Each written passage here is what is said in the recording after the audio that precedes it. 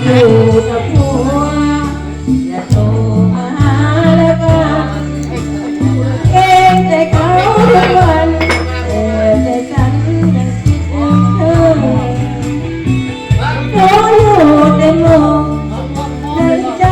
ที่รอเสมอต้องจำเอาไว้นะเธอยามหัวเหอคอยมาเจอกัน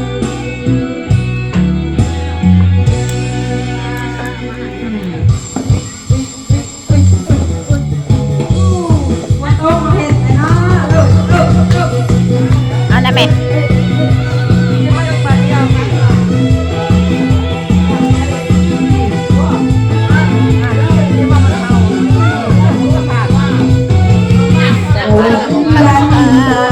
หรือว่า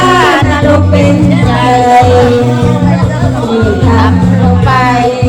เพราะใจมันปรารถนารู้ก็รู้อยู่ว่าเขา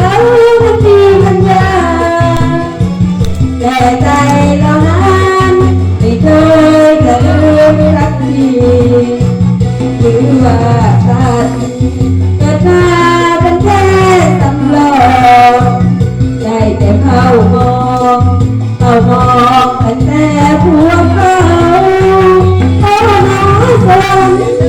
ยังไงที่ได้เป็นของเขา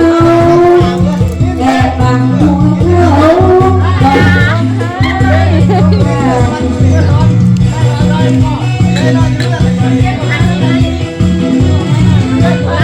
หัวเขานั้นมันเล่าใจเอา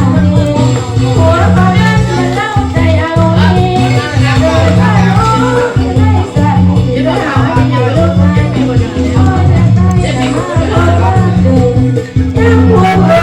เปียกแถวเปียกกันแล้วมาตามกันแล้วก็เปียกฟอง